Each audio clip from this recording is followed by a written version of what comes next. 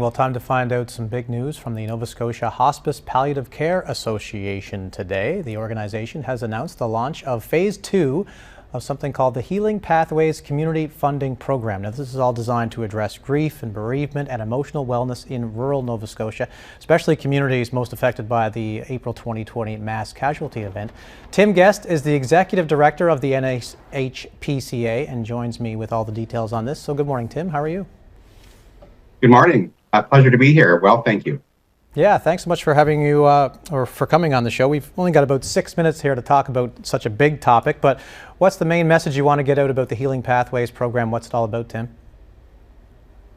Well, the Healing Pathways Community Grant Program is one of the strategies that is part of the Government of Nova Scotia's and the Public Health Agency of Canada's joint response to the recommendations out of the Mass Casualty Commission.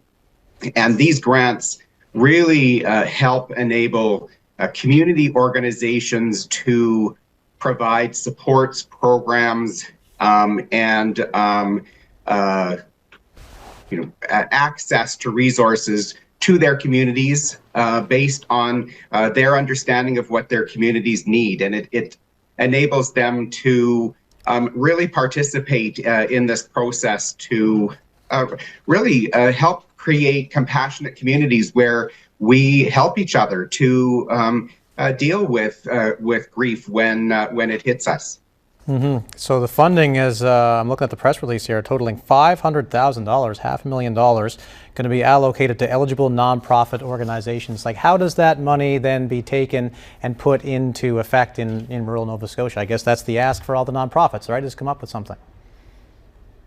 Yeah, this is the second phase of this initiative. The first phase started out in Colchester, Cumberland, and East Hants counties. And we saw some really great ideas from these organizations. Those initiatives are well underway now. And we're really excited to be able to offer this grant opportunity to the rest of the province in Phase 2.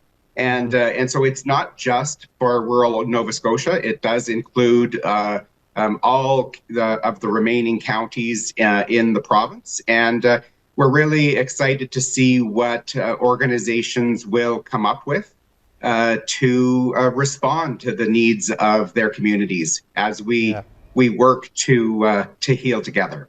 Yeah, exactly. And once something like this happens in a community, anything, of course, it's a community change forever. So anything you can do in a positive aspect, of course, helps.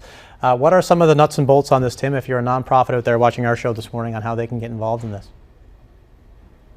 So applications are due on February the 14th. We are offering a webinar on Monday, January the 13th at 6 p.m.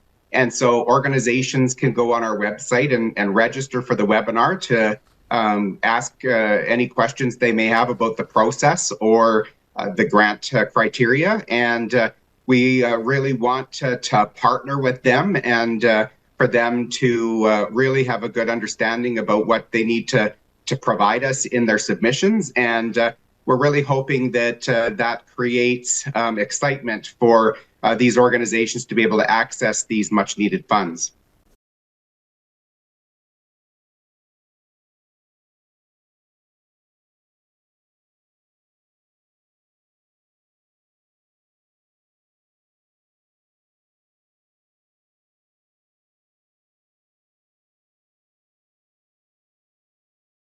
You mentioned Phase 1 again, too, while we have some time.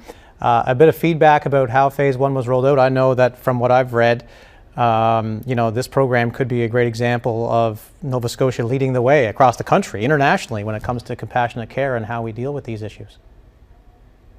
Yeah, we've met with all of the initial organizations that were funded in the first phase of the project, and they gave us really good feedback.